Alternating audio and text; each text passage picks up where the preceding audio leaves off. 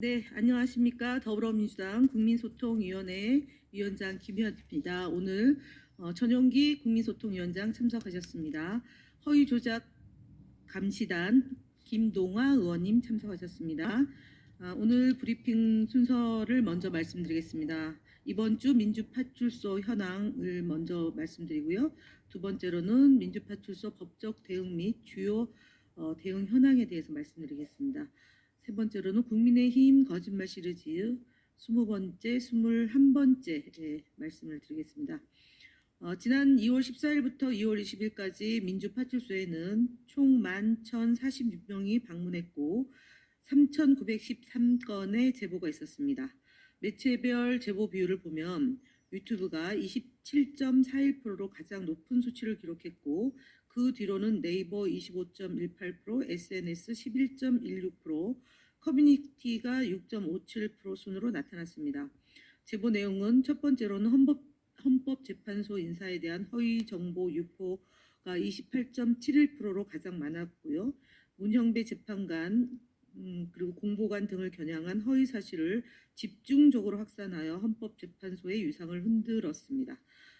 두 번째로는 이재명 대표 및 민주당에 대한 비방글을 지속적으로 유포하고 그 정황에 대한 제보가 있었습니다. 26.16%에 해당됩니다. 이어서 5.18 민주화운동 왜곡 폄훼하는 내용으로 18.74%가 접수되었습니다. 북한에 북한군 전사 추모비가 세워졌다는 등 역사적 사실을 조롱하는 허위 정보가 유포되고 있습니다. 마지막으로 민주당과 중국이 부정선거를 덮기 위해 조기 대선의 유일한 방법인 윤석열 대통령 암살을 준비하고 있다는 등 부정선거 관련 제보가 12.08%로 접수되었습니다. 다음은 파출소 법적 대응에 대해서 김동화 허위조작 감시단장님께서 발표를 하시겠습니다.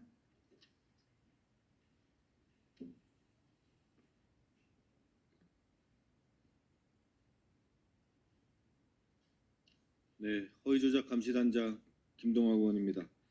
이번 주 민주파출소 법적 대응 현황입니다. 국민의힘과 극우 세력들이 허위조작 정보를 이용해 헌정 질서를 흔들고 민주주의를 퇴보시키려는 정치적 공작을 더욱 거세게 벌이고 있습니다. 특히 헌정을 파괴하는 극우 세력들은 문형배 헌법재판관 집 앞에서 과격 집회를 이어가며 압박을 가하고 있으며 박선원 의원과 홍장원 차장을 겨냥해 친북 프레임을 씌우고 허위조작 정보를 유포해 간첩으로 몰아가는 등 반헌법적 선동을 자행하고 있습니다. 이들은 온라인에서는 헌법재판소 직원들의 출생지를 중국으로 조작하고 중국이 탄핵을 조장하고 있으며 1.23 내란 사태를 정당화하려는 시도도 포착되었습니다. 이는 내란 선동과 폭력적 정치 행위를 모사하는 심각한 범죄 행위입니다. 허위조작 정보는 단순한 왜곡을 넘어 실제 내란을 선동하고 폭동까지 이어지고 있습니다. 이에 대해 허위조작 감시단은 강력히 대응하고 있습니다. 먼저 손현보 목사를 허위사실 유포 및 공직선거법 위반 혐의로 경찰에 고발했습니다. 종교행사를 이용해 허위사실을 유포하고 낙선 목적의 사전선거운동과 허위사실을 유포한 혐의입니다.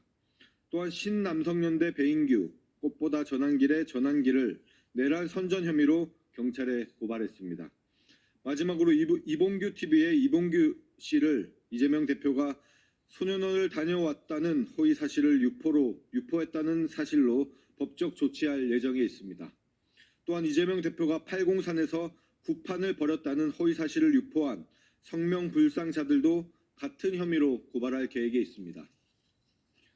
구판과 관련된 허위 사실은 이미 2022년 지난 대선 기간에도 유포된 바 있으며 이재명 대표가 대선 승리를 위해 구술했다는 주장은 전혀 사실이 아닙니다.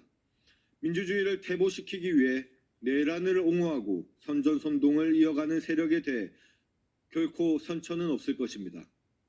아울러 허위사실 유포는 중대한 범죄로 이에 대한 즉각적인 중단을 촉구하며 또 함께 경고합니다.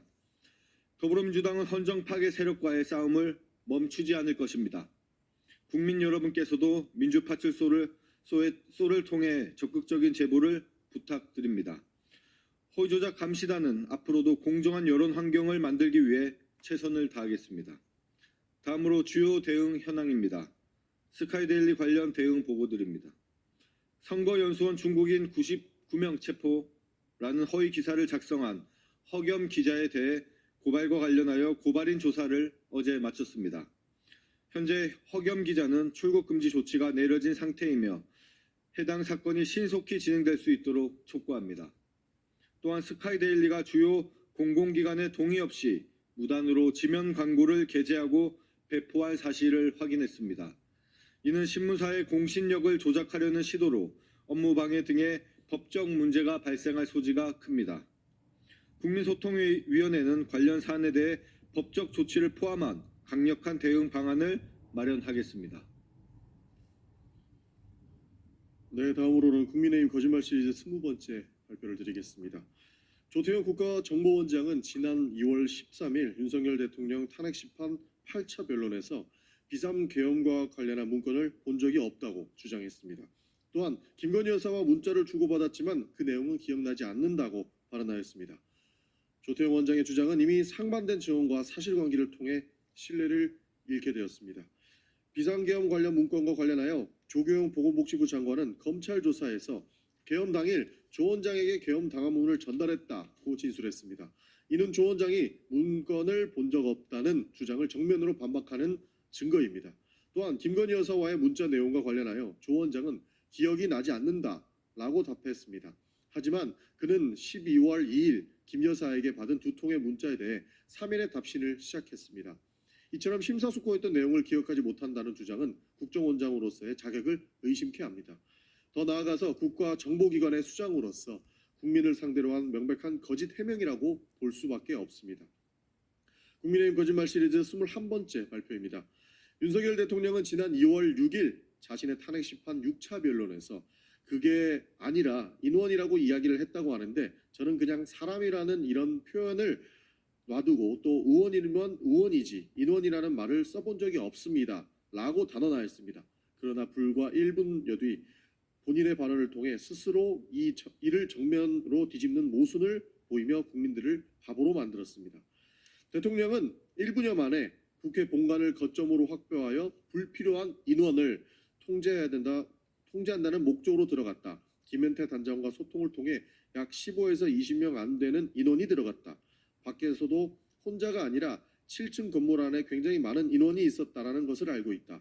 국회에서 우리 요원이 15명 또는 20명 안 되는 인원밖에 없었고 전부 비무장 상태라 라고 발언하였습니다. 본인이 사용한 적이 없다고 주장했던 인원이라는 표현을 불과 1분여 만에 4번이나 반복적으로 사용했습니다. 이는 국민을 기만하려는 의도인지 아니면 본인이 했던 말조차 기억하지 못하는 것인지 의문을 낳을 수밖에 없습니다.